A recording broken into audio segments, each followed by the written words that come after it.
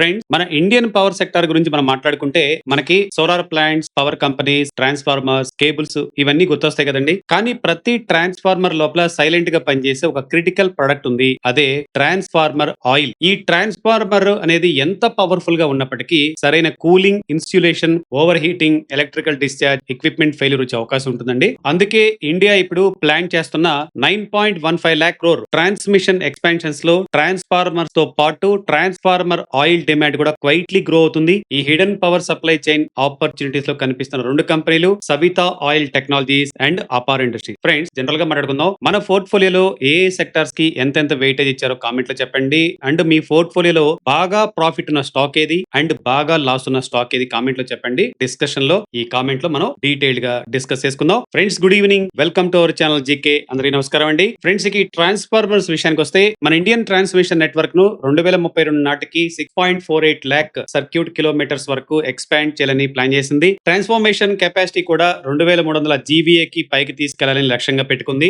India 2030 నాటికి 500 gigawatt non fossil fuel capacity కూడా target చేసుకుంది. అది మనందరూ తెలిసిన విషయమే. సోలార్ అండ్ విండ్ పవర్ ఎక్కువగా రెన్యూబుల్ రిచ్ స్టేట్స్ లో జనరేట్ అవుతుంది. కానీ ఆ పవర్ ను cities, factories, data centres, consumption hubs కు తీసుకురావాలంటే new transmission line, substations, transformers అవసరం అవుతాయి. అంటే renewable energy expansions indirectly transformer oil యొక్క డిమాండ్ కూడా మనకి సపోర్ట్ చేస్తాం, మనం అర్థం చేసుకోవాలి. ఒక latest market research analyst estimations ప్రకారం గ్లోబల్ ట్రాన్స్ఫార్మర్ ఆయిల్ మార్కెట్ 2025 లో అప్రాక్సిమేట్లీ $2.9 బిలియన్, 2033 నాటికి ఇది $7.5 బిలియన్, రఫ్లీ 70,000 కోట్ల వరకు గ్రో కావచ్చని ఎస్టిమేట్ చేస్తున్నారు. అయితే మార్కెట్ రీసెర్చ్ ఎస్టిమేషన్స్ సోర్సెస్ ను బట్టి మారుతా ఉంటాయండి. కాబట్టి ఎగ్జాక్ట్ నెంబర్స్ కంటే అండర్లైన్ ట్రెండ్స్ చూడటం చాలా బెటర్. ముఖ్యంగా power demand, renewable integration, ageing grid replacement, urbanisation, manufacturing and data centres transformer oil demand కు కీ డ్రైవర్స్ గా మనం చెప్పుకోవచ్చు. ఈ బ్యాక్ డ్రాప్ లో మన మొదటి కంపెనీ చెప్పినట్టుగా సవితా ఆయిల్ టెక్నాలజీస్ అండి. తెలిసిందే, సవితా ఆయిల్ టెక్నాలజీస్ ఒక స్పెషాలిటీ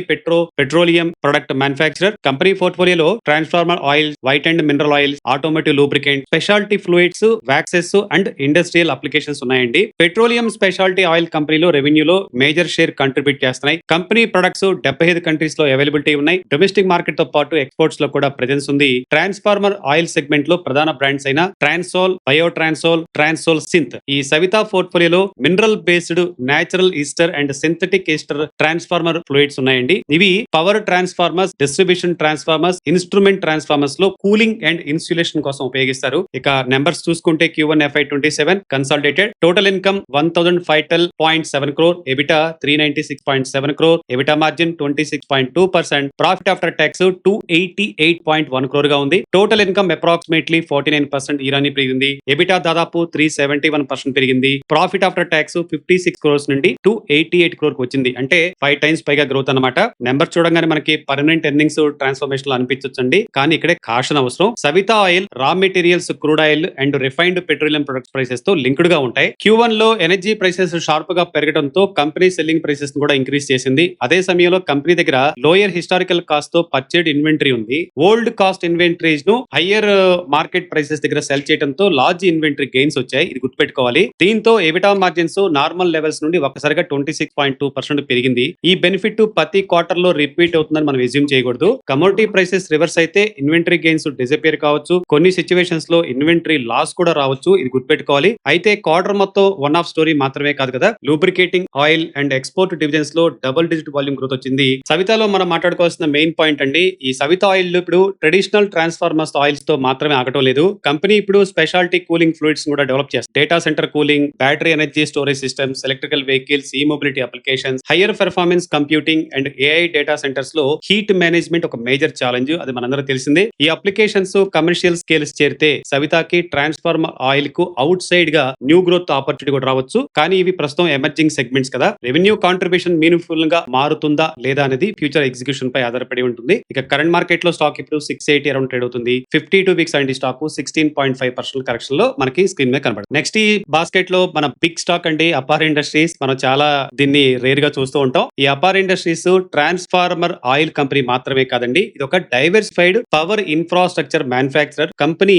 3 మేజర్ డివిజన్స్ లో ఆపరేట్ అవుతుంది. ఒకటి conductors, cables and transformer and speciality oils అనమాట. Q1 FY27 డివిజన్ లో రెవెన్యూ మిక్స్ లో అప్రాక్సిమేట్లీ కండక్టర్స్ 48.5%, కేబుల్స్ అయితే 26.7%, 10% అండ్ ఇప్పుడు మన సబ్జెక్ట్ వచ్చేసరికి ఆయిల్స్ 24.8% కాంట్రిబ్యూట్ చేసినాయి. అంటే ట్రాన్స్ఫార్మర్ ఆయిల్ ఆపర్చునిటీతో పాటు transmission conductor and cables growth నుంచి కూడా మంచిగా అపార్ బెనిఫిట్ పొందగలదని మనకు అర్థమవుతుంది. ఇదే సవితాతో పోలిస్తే అపార్ కున్న మేజర్ డిఫరెన్స్ అండి. ఇక అపార్ ఆయిల్ డివిజన్ పెర్ఫార్మెన్స్ విషయానికి వస్తే పర్టికులర్ గా Q1 FY27 లో ముఖ్యంగా transformer and speciality oil division లో revenue 1701 crore, year growth 34.7%, EBITDA 329 crore and EBITDA growth అయితే 214% వచ్చింది. గుర్తుపెట్టుకోండి, ఎబిటా మార్జిన్ అప్రాక్సిమేట్లీ 19.3% ఉంది. కానీ గుర్తుపెట్టుకోవాల్సిన అంశం ఏంటంటే వాల్యూమ్స్ 13.7% పడిపోయాయి. ఈ డివిజన్ లో వాల్యూమ్స్ తగ్గిన రెవెన్యూ అండ్ నెట్ ప్రాఫిట్ పెరగడానికి reason higher realisation and unusually strong EBITDA per kilolitre అండి.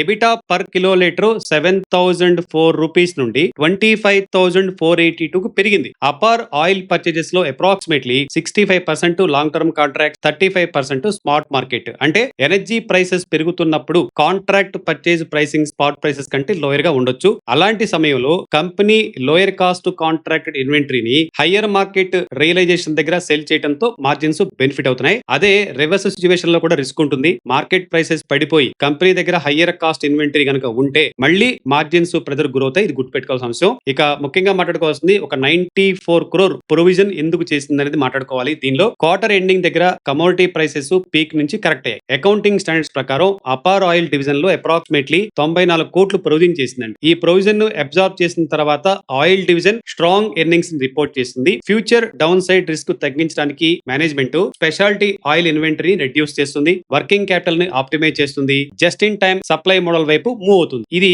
కమోడిటీ రివర్సల్స్ వస్తే పొటెన్షియల్ ఇన్వెంటరీ లాసెస్ ను లిమిట్ చేయడంలో హెల్ప్ చేయొచ్చు. ఇక కన్సాలిడేషన్ పెర్ఫార్మెన్స్ లో మాట్లాడుకుందాం. Q1 FY27 కన్సాలిడేషన్ నెంబర్స్ ప్రకారం ప్రాఫిట్ ఆఫ్టర్ ట్యాక్స్ 467 crore గా ఉంది. ప్రాఫిట్ ఆఫ్టర్ ట్యాక్స్ గ్రోత్ అయితే 77.7% ఉంది. డొమెస్టిక్ రెవెన్యూ అప్రాక్సిమేట్లీ 36.8% పెరిగింది. కంపెనీ హిస్టరీలో highest quarterly sales and profits report చేసినట్టుగా మేనేజ్మెంట్ తెలిపింది. కండక్టర్ డివిజన్ కు పెండింగ్ ఆర్డర్ బుక్ అప్రాక్సిమేట్లీ 10,190 కోట్లు. ఇందులో ఎక్స్పోర్ట్ షేర్ 56.8%. ఇది నోట్ చేసుకోవాల్సిన అంశం. అంటే అపార్ స్టోరీ ట్రాన్స్ఫార్మర్ ఆయిల్స్ తో మాత్రమే లిమిటెడ్ కాదు. ఇటు conductors, reconductoring, cables, exports and data centre applications తో కూడా మేజర్ గ్రోత్ డ్రైవర్స్ గా ఉన్నాయి. కరెంట్ మార్కెట్ లో స్టాక్ 16,870 అరౌండ్ ట్రేడ్ అవుతుంది. 52 వీక్స్ అండ్ ఈ స్టాక్ జస్ట్ 8.64% కరెక్షన్ లో మనకి కనపడుతుంది. ఫ్రెండ్స్, ఈ రెండు స్టాక్స్ లో మీకు ఏది ఇంట్రెస్టింగ్ గా అండ్ ఏ పాయింట్ మీకు ఇన్సైట్ అనిపించిందో కామెంట్ లో చెప్పండి. డిస్కస్ చేసుకుందాం డీటెయిల్ గా. ఇది ఈ రోజు ఈ విషయాలు. చివరిగా ఒక మాట అండి ఫ్రెండ్స్, మన ఒక స్టాక్ ని మంచి స్టాక్ ని సెలెక్ట్ చేయడం ఎంత ముఖ్యమో